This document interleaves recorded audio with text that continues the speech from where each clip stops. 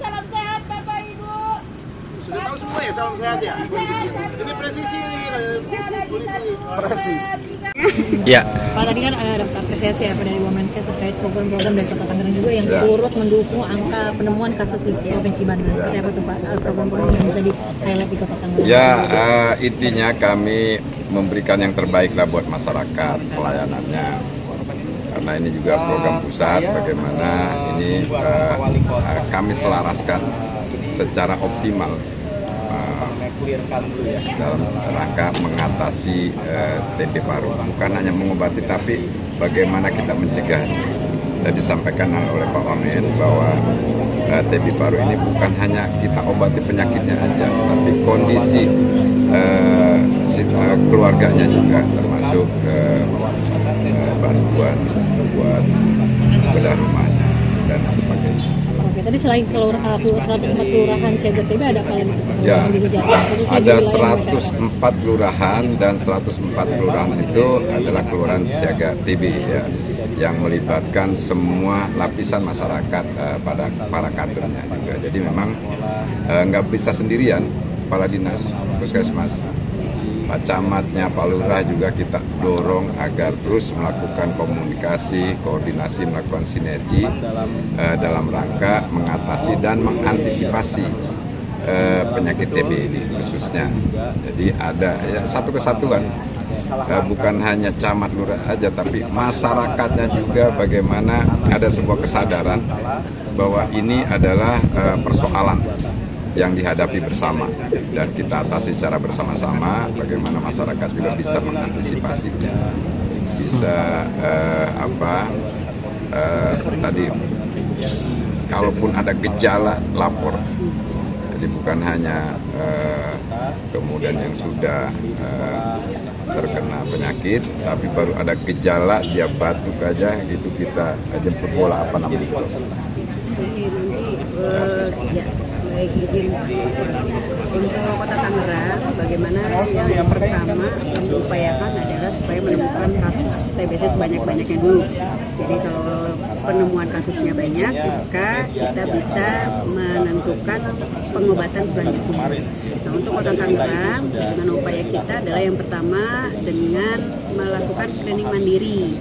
Kita punya aplikasi Ransel TBC yang sudah disebar luaskan seluruh di perkantoran, di sekolah ya.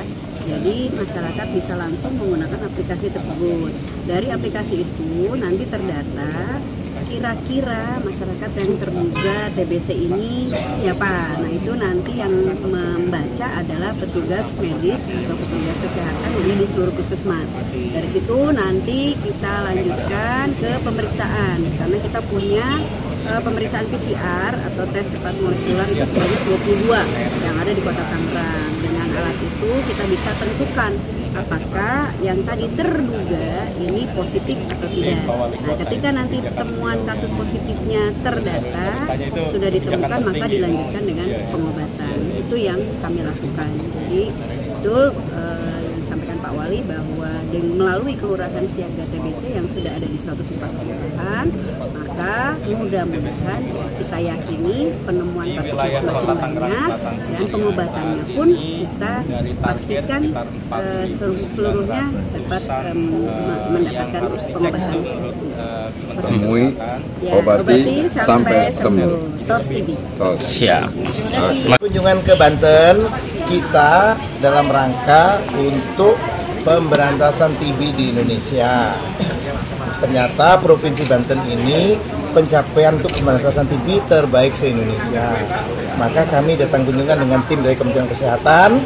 Apa sih kelebihan Banten ini untuk diimplementasikan 2026 se-Indonesia?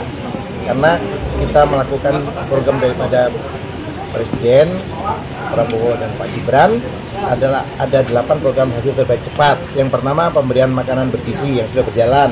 Yang kedua pemberantasan tuberkulosis di Indonesia, karena kita nomor 2 di dunia. Kita mau jadi negara maju, TB harus diberantas habis tuntas.